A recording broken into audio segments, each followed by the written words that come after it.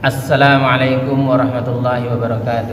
Waalaikumsalam warahmatullahi wabarakatuh. Innal hamdalillah nahmaduhu wa nasta'inuhu wa nastaghfiruh wa na'udzu billahi min syururi anfusina wa min sayyiati a'malina. May yahdihillahu fala mudilla lahu wa may yudlil fala hadiyalah. Asyhadu an la ilaha illallah wahdahu la syarikalah wa asyhadu anna Muhammadan abduhu wa rasuluh. Allahumma salli wa sallim ala Muhammadin wa ala alihi wa sahbihi ajma'in, amma ba'd. Ya ayyuhalladzina amanu taqullaha haqqa tuqatih wa la tamutunna illa wa antum muslimun. Ya ayyuhan nasu taqu rabbakumul ladzi khalaqakum min nafsin wahidah wa khalaqa minha zawjaha wa batha minhuma rijalan katsiran wa nisaa'a. Wattaqullaha alladzi tasaaluna bihi wal arham innallaha kana 'alaikum raqiba. Ya ayyuhalladzina amanu taqullaha wa qulu qawlan sadida yuslih lakum a'malakum wa yaghfir lakum dzunubakum wa may yuti'illaha wa rasulahu faqad faza fawzan 'azima.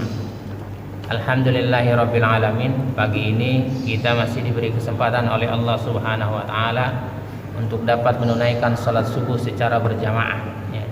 Karena banyak saudara-saudara kita yang diberikan kesehatan juga tidak diberikan kesempatan oleh Allah untuk menunaikan salat subuh secara berjamaah. Ada juga saudara-saudara kita yang memang tidak diberikan kesempatan, kayak orang yang sakit itu, ya kan, gitu, ya. Makanya kita bersyukur kepada Allah, kita diberi kesempatan oleh Allah Subhanahu wa taala, ya. Kemudian dilanjutkan dengan tadabbur Al-Quran, itu pun nggak banyak, ya, nggak banyak yang diberikan kesempatan. Ada yang dikasih kesehatan, dia ikut juga sholat subuh, tapi tidak diberikan kesempatan untuk mentadaburi ayat-ayatnya, ya. Yang hanya kepadanya lah kita berharap ridhonya, agar kita dan keluarga kita dijadikan oleh Allah Subhanahu wa taala ahlul Quran dan ahlul jannah. Salawat serta salam semoga tercurah kepada Rasulullah sallallahu alaihi wasallam, Muhammad bin Abdullah beserta keluarganya, para sahabatnya serta pengikutnya yang senantiasa menegakkan sunnah-sunnah Rasulullah sallallahu alaihi wasallam hingga akhir kiamat kelak. Mari sama-sama kita buka dengan bacaan basmalah. Bismillahirrahmanirrahim. Hari ini kita masih lanjut tentang zakat, harta apa saja yang wajib dizakati, ya. Jadi Islam menetapkan yang pertama kali itu zakat emas, ya. Yang pertama kali zakat emas. Karena uang dulu juga terdiri dari emas, ya. Ya kan? Dinar, dirham, ya. Gitu, ya. Gitu. Ada, kalau sekarang perhiasan kali, ya. Jadi zakat emas, perak, tanaman, buah-buahan, ya, perniagaan, ini yang masuk, ya. Yang berniaga tuh, yang berniaga, jual belilah. Kemudian yang punya hewan ternak, barang tambang, dan barang terpendam. Barangnya terpendam, apa itu barang terpendam? Harta apa itu? Harta korun, ya. Sudah? Ya ayyuhalladzina amanu inna katsiran minal ahbari warruhbani la ya'kuluna amwalan nasi bil batil wa yasudduna an sabilillah walladzina yaknizuna adh-dhahaba wal fiddata wa la yunfiqunaha fi sabilillah fabashshirhum bi'adzabin alim. Wahai orang-orang yang beriman, sesungguhnya banyak dari orang-orang alim, orang-orang yang ngerti itu, ya. Orang-orang ngerti. Ada nggak orang-orang yang ngerti itu yang nggak berzakat? Ada. Iya. Nerima zakat dulu, nerima sedekah dulu, ya kan? Dikumpulin, ya. Dan rahib-rahib mereka, apa itu rahib itu? Ahli kitab, ya. Ya, pendeta-pendetanya ahli kitab, ya. Mereka benar-benar memakan harta orang dengan jalan yang batil. Nyuruh orang aja, ya kan, bisanya nyuruh sedekah gitu. Nipu juga, gitu. nggak taunya dikantongin duitnya ya kan. Dikantongin duitnya gitu. Ada nggak yang kayak begitu? Orang Islam ada yang gitu juga, ada juga ya gitu.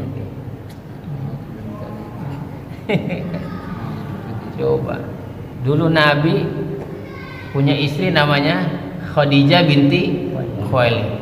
2/3 kekayaan Mekah itu miliknya loh. 2/3. Tapi ketika Khadijah binti Khuwailid wafat, sudah habis hartanya. Habis hartanya untuk jalan Allah. Ini enggak. Belajar dia, pengen jadi ustadz gitu, ya kan? Udah gitu ustadz karbit lah, gitu kan? Gitu. Kaya dia. Bukan gak boleh kaya. Kayanya dari mana? Dakwah. Dari sumbangan, sedekah jemaah. Nah, kaya. Lucu. Pas meninggalnya kaya. Meninggalnya kaya. Terbalik. Dan mereka menghalang-halangi manusia dari jalan Allah. Dan orang-orang yang menyimpan emas dan perak dan tidak menginfakkannya di jalan Allah, dia nyimpan emas dan perak, tidak diinfakkan ke jalan Allah gitu. Maka berikanlah kabar gembira kepada mereka. Kasih tahu kabar gembiranya. Apa sih kabar gembiranya buat orang yang menyimpan emas dan perak? Bahwa mereka akan mendapat azab yang pedih. Mendapatkan azab. Azabnya yang pedih lagi kata Allah.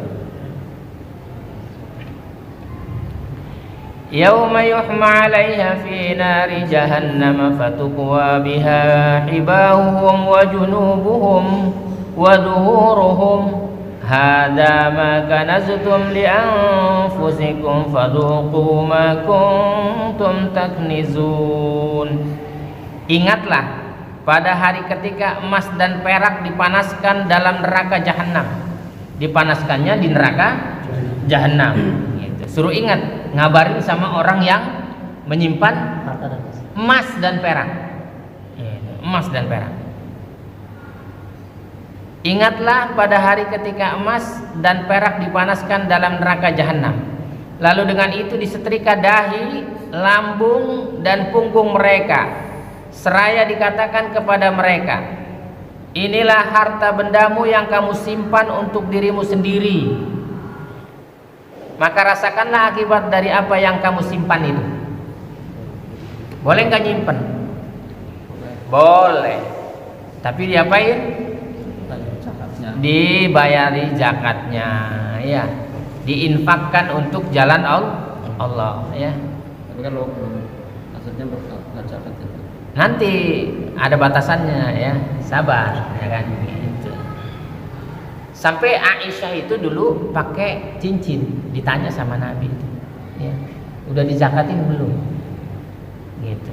Udah kata Aisyah, belum, tidak dizakatin. Itu udah cukup untuk membakar kamu, gitu, udah cukup.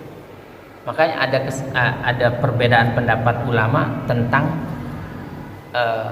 emas perhiasan atau emas yang dipakai, gitu ya.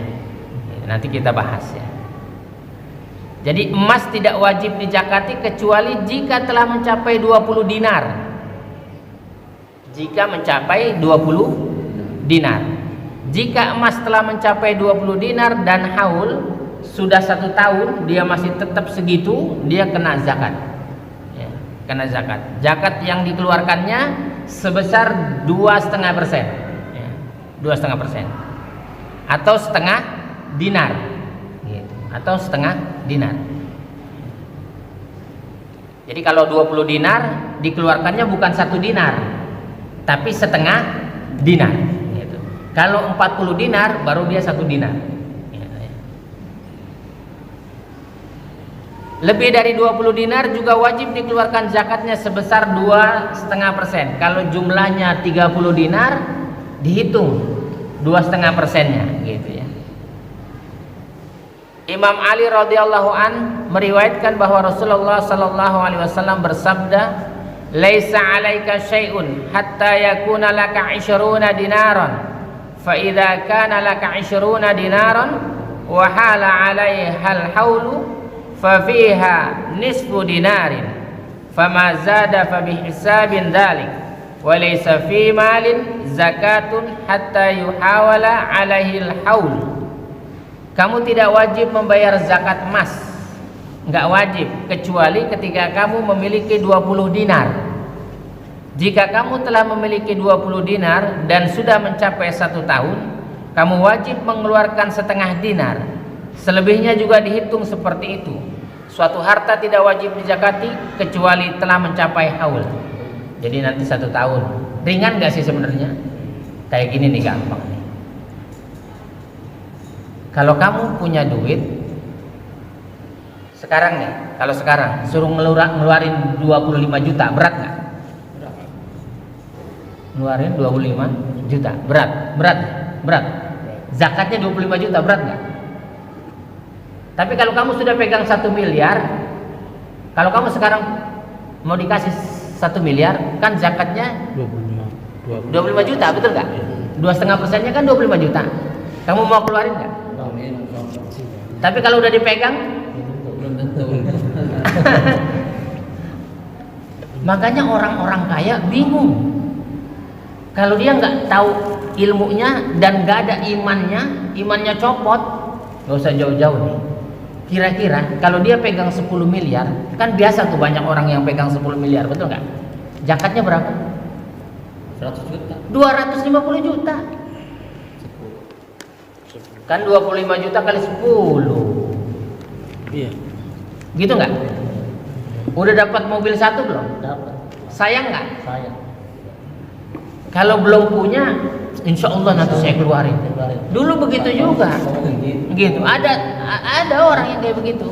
Ustadz, insya Allah saya belajar zakat sekarang, insya Allah. Saya belum punya nih yang sekarang. Tapi nanti insya Allah kalau saya punya, saya berzakat. Kaya dia lama-lama kaya, uangnya miliaran. Dia bilang apa? Ustadz, segini aja boleh nggak? Ya suka-suka lu lah, gitu kan? Suka-suka lu. Tapi kalau aturan Allah dan Rasulnya dihitung dia. Kalau 10 miliar 250 juta. Kalau 40 miliar berapa? Kamu mau jadi 1 miliar. Berat nggak? Tuh bingung kan? Kalau belum megang mah enteng. Tapi kalau udah megang, setahun kemudian gitu, dia Ramadan gini, nilai hartanya 40 miliar, tahun depan 40 miliar, ngeluarin 1 miliar, pikir rumah 1 mewah itu, men. Mikir nggak? Mikir. Maka kenapa sih kita tuh harus dikuatkan imannya dulu, baru didampingi dengan ilmu. Kalau enggak bakal ngeluarin. Kira-kira banyak ke orang Indonesia yang hartanya punya 10 miliar? Banyak. Hah? Itu kalau dikumpulin tuh di lazis, ya, di zakat, di tempat rumah-rumah zakat gitu, itu orang banyak tertolong.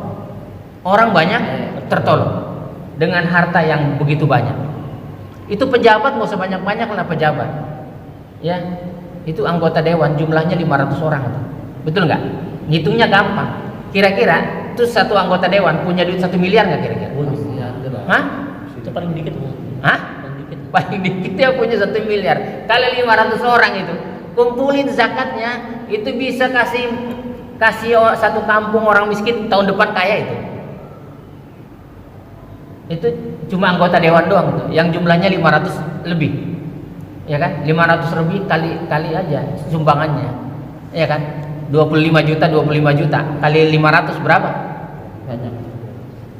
Banyak lagi, 25 juta kali 500. Itu satu kampung bisa kaya itu. Dengan zakat doang itu. Gitu. Hah? 500 25 juta kali 500. Saya di mana? 1,5.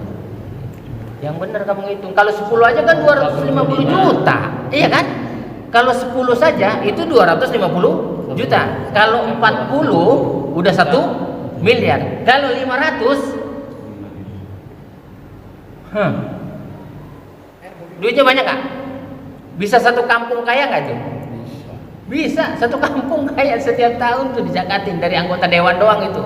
Belum lagi dari DPRD-nya gitu kan? Pejabat-pejabatnya gitu. Belum lagi pengusaha-pengusahanya. Kalau dia betul-betul dengan ilmunya dan dia dengan imannya, wah nggak ada tuh orang-orang susah lagi. Gitu. Tapi setan membisiki keserakahan itu, ya kan? Kira-kira nih, emas yang disimpan sama pejabat itu ada nggak 100 gram? Setiap pejabat tuh, wali kota, camat, mulai camat, lurah kali ya, dari lurah ya. Lurah mau nggak punya kali segitu ya? Punya nggak 100 gram? Ada proyek punya. Dari mulai lurah, camat, wali kota, gubernur, menteri, presidennya. Itu kalau kumpul semua zakatnya, waduh, mungkin orang susahnya bisa dihitung pakai jari, betul nggak? Tapi itulah ilmu agama itu penting, ya. Maka keluarga kita begitu. Mana tahu anak-anak kita nanti jadi pejabat, tanamkan dia ilmu agama supaya nanti dia kaya, dia mengeluarkan zakat. Sekarang orang kaya-kayanya udah banyak juga yang ngeluarin zakat, udah banyak gitu. Yang belajar ilmu gitu. Yang ikut kajian-kajian di majelis-majelis, ya kan? Kaya-kaya tuh. Ya, orang-orang kaya gitu. Makanya masjidnya bagus-bagus sekarang. Itu kan hasil sumbangan orang kaya, betul nggak? Orang miskin menyumbang apa? Tenaga. Mending kalau tenaga. Nyumbang doa. Gitu. Kalau nyumbang tenaga masih mending gitu ya. Masih mending gitu.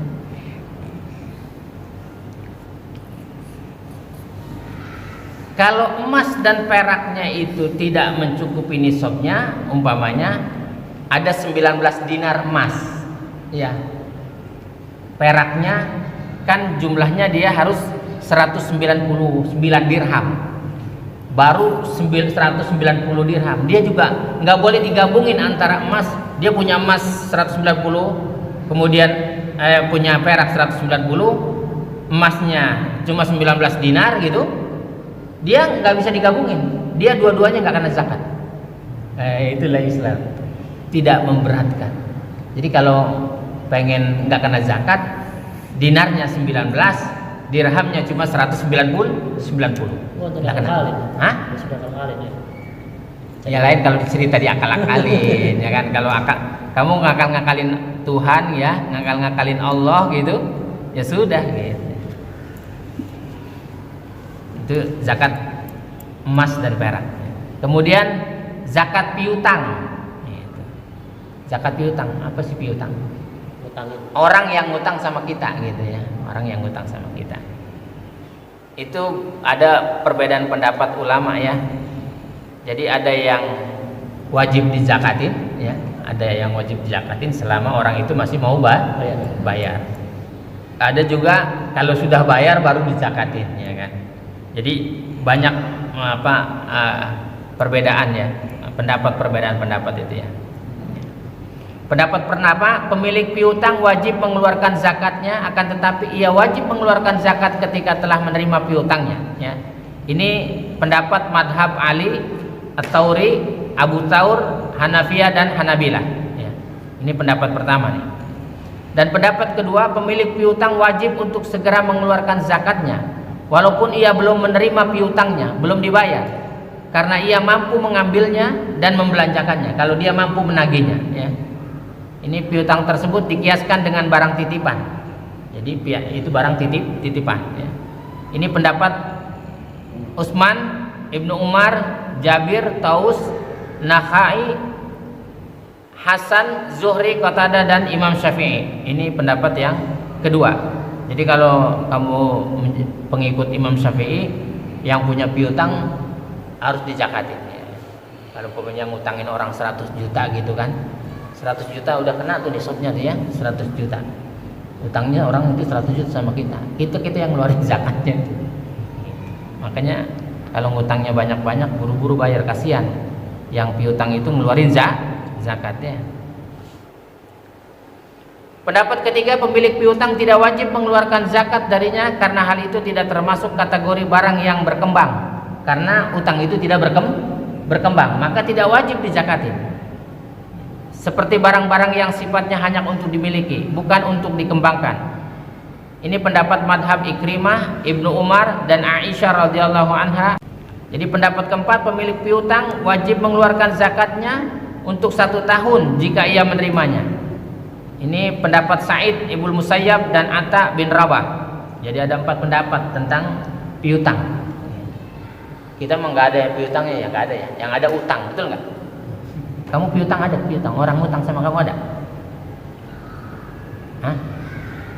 Ada ya, yang 50.000 gitu utangnya, itu nggak hitungan itu. Kalau ini saudara, kalau saudara utang 1 juta udah 2 tahun enggak. Ya, nggak ada masuk hitungan 1 juta mah. Ya maksudnya 2 tahun enggak mau gimana bayar. Lunasin. Itu mah cerita utang, itu mah utang piutang. Ini cerita piutang yang harus dijakatkan, ya. Kalau sudah nisabnya, ngutangnya 100 juta, ya, bayar zakatnya. Kalau itu mah bab utang piutang, kan kemarin udah 2 tahun tuh saudara ngutang, datengin. Ada apa kakak? Yang ngutang? Kakak. Kak, kan kamu punya utang nih 1 juta ya? Kapan mau bayar? Utangnya berapa? Ya, 1 juta. 1 juta. Kan udah 2 tahun nih nggak bayar, ya kan? Udah saya lunasin aja lah, gitu. Jadi gak usah bayar kakak. Gitu. Nah, itu baru bagus ya. Datengin orangnya supaya dia nggak kepikiran juga. Saya lunasin utangnya, gitu.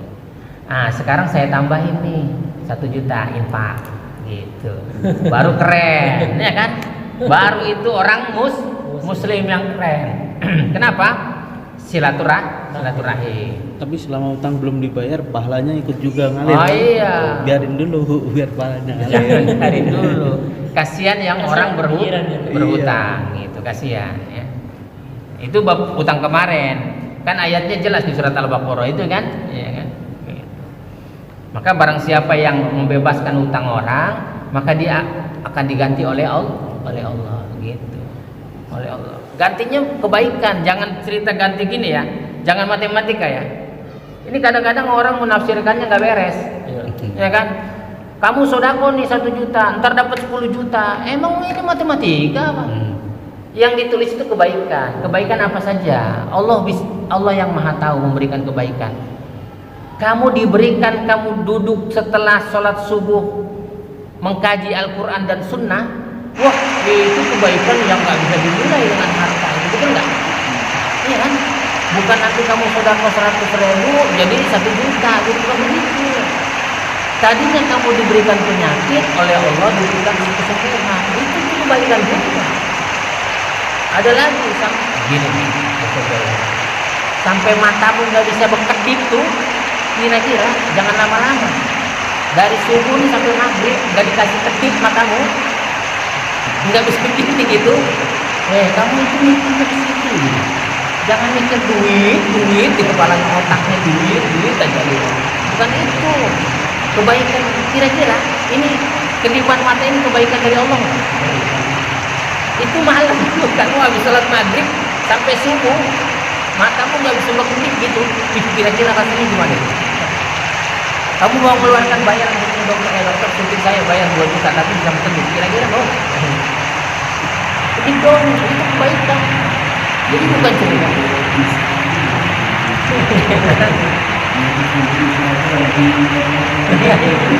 Melotot aja begitu.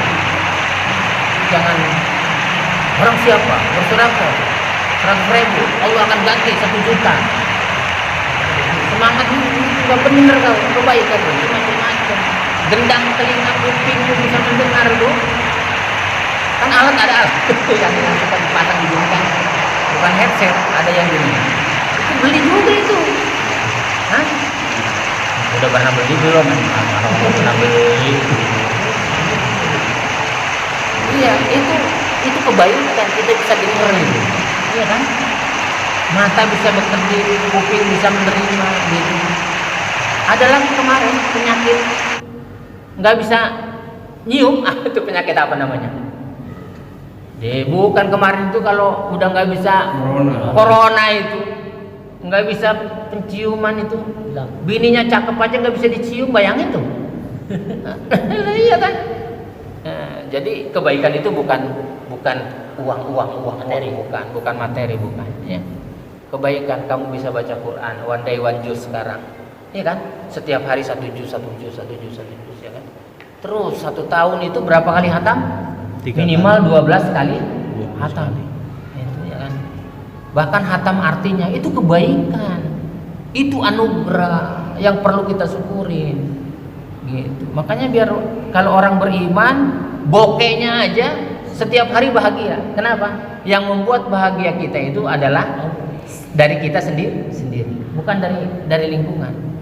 Orang boleh sedih semua, kalau kita tersenyum di pagi hari sudah bahagia gitu. Mau buka puasa nih, kita nggak tahu nih mau buka sama apa, betul nggak? Kita mau buka di mana kita tahu nggak?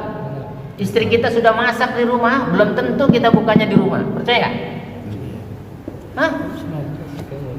Itu, jadi itu anugerah, ya perlu disyukuri.